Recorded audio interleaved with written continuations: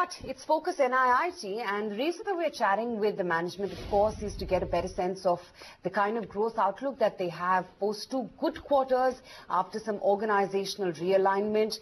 There's been some strengthening management bandwidth as well, B2B ties in Europe, and of course, they're expanding their presence in Europe, forming new alliances in Skills and Careers Group as well. So to get a sense of all of that, Rahul Patwardhan, CEO at NIIT Limited, joins us on the show right now. Rahul, hi, good morning. Now, corporate learning groups, now accounts for 53% of your revenues and is seen as your sort of key growth pillar.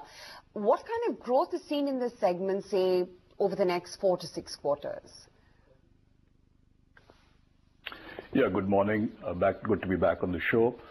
CLG, as we had indicated, is growing steadily at 15% on the top line and 12% on EBITDA, and we had projected to continue to do that for the next few quarters, and I hold that position.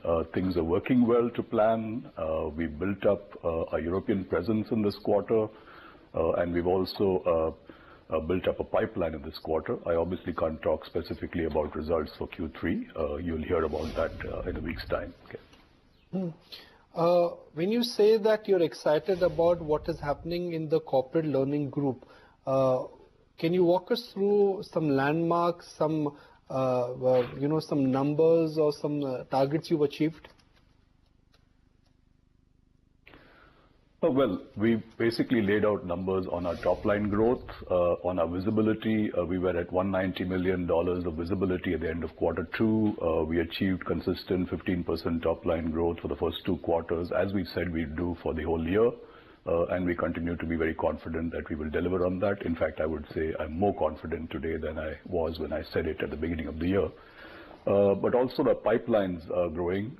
In this quarter, we have actually strengthened our pipeline substantially. While we had one MTS deal in the last quarter, actually we had a number of other corporate customers who we signed up contracts with. They were not MTS deals, but they were all marquee customers who would eventually, hopefully, also become MTS customers of NIIT. What should we expect in addition, of course... Yeah, please go ahead. In addition, of course, we've expanded and strengthened our presence in the European market, a very important opening up our Dublin office and very recently our Norwegian office in Bergen. With this, we can really service the European market a lot better than we could before. Europe, and why, geographies or why countries which have a small population base, Norway, Ireland, these are countries where economic conditions are not great and the population base is not strong. Yeah, I think Ireland, for those of you who track the education technology sector and the IT sector, it is one of the most important bases in Europe as far as these 2 areas are concerned. So it's a production and development base. It's not a market in itself. Irish market has been used by most companies in Europe to service the BPO industry, a lot of multilingual skills, high technology skills, high education related skills, and that's exactly what we need to service the European customers who have, as you understand, many languages, many cultures, and managing and servicing a European customer with a strong pan-European footprint requires us to have a proximate center somewhere in Europe, and Ireland is a very good choice for that. Norway is a different story. We have one of the largest customers in Norway, Statoil, who works with us. We need to service them, but to be able to do that, we need a presence. But more important, that also allows us to start servicing other Scandinavian customers in Sweden and Denmark.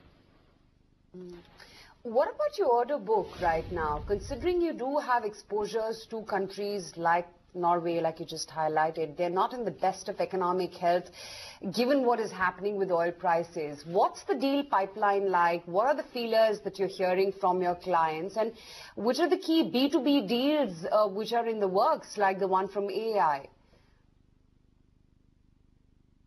Yeah, first I'd like to point out that the AI deal is a relatively very small deal in the overall scheme of things, but it's an important deal for us for the Indian market.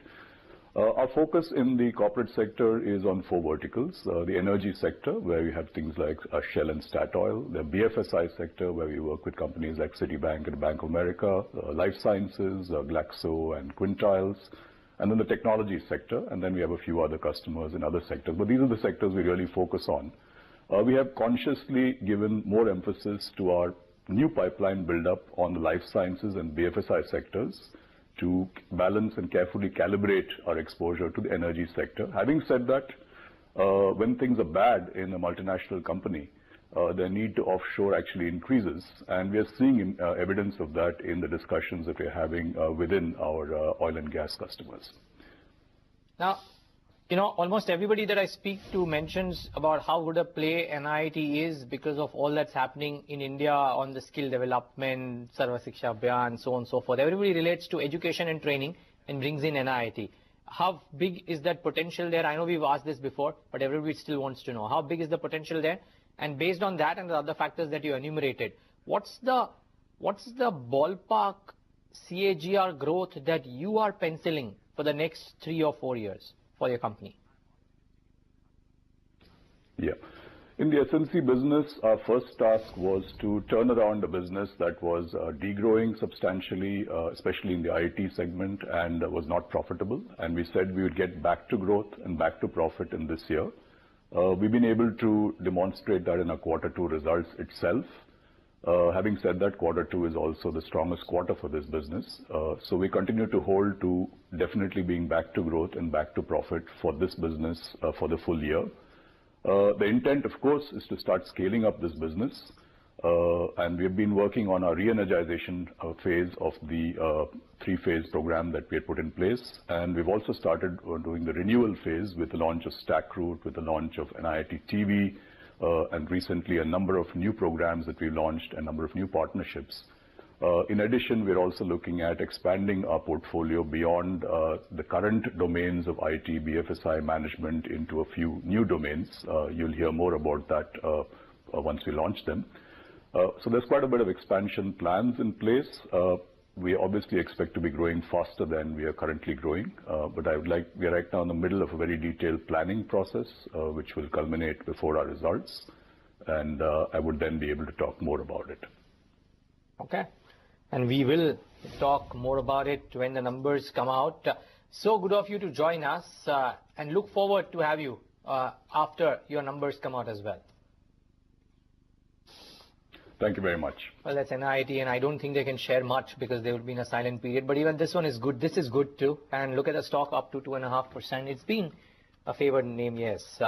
Now, on to the big words of the day. So much to speak about banking.